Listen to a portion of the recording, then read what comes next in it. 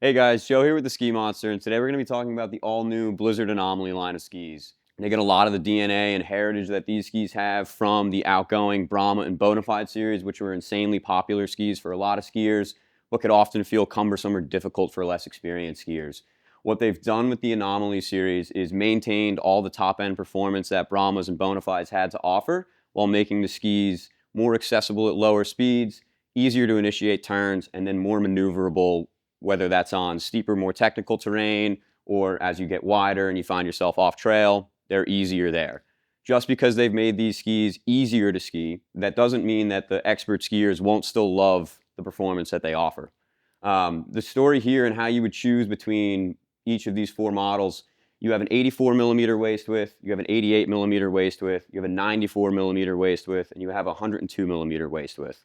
That story is really clean throughout this line. And as you go wider, the skis get more maneuverable and they have a little bit more rocker to them. And then in the more narrow versions, there's a stronger camber profile, they're quicker edge to edge, and more geared towards skiing off trail or on trail. With the 84 millimeter waist width, that ski loves to rip groomers. It's quick edge to edge, turn initiation is easy. It still has a ton of power, but compared to the previous version of the Brahma, it's easier to ski all the way around.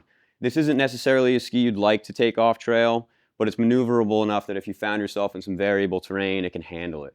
When you get into the 88 millimeter waist width, you have a lot of the same groomer performance that you have in the 84, but it's a little less picky about the kind of terrain that you're skiing over. So a bumped up run here and there, some softer snow that you might find on the East Coast, or just a groomer that isn't all that well groomed, the 88 can handle that a little bit better than the 84. When you get to the 94 millimeter waist width, this is the most well-rounded ski in the entire line. It can carve like the more narrow skis. You just sacrifice a little bit of quickness edge to edge. It has some of the off-trail capabilities that the 102 has, but for a ski that you're looking to take all over the mountain, regardless of coast, this is the most well-rounded here. When you get to the 102 millimeter waist width, what's great about this ski is even though it has some off-trail capabilities, for a ski that's a little bit on the wider side of the spectrum, it still does really well on trail. So you have that strong camber profile. You have more rocker in the 102 than you do in the more narrow one, so maneuverability is increased.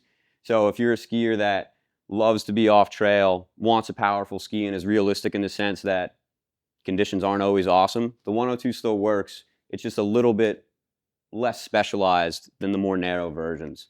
What they've done to achieve all these improvements in the Anomaly line is true blend wood core throughout. You have beech underfoot and poplar in the tips and tails. It allows the ski to be tossed around. It's easy to release turns, or release from a turn shape, and then you have two full sheets of Tetonol in the entire range. So while these skis are different waist widths, they have really similar characteristics, and it's more about choosing where you want the ski to be optimized for. On-trail skiers go more narrow. Skiers that are exploring more terrain, you'd go a little bit wider. If you have any questions, hit us up at theskimonster.com or book an appointment with us in store.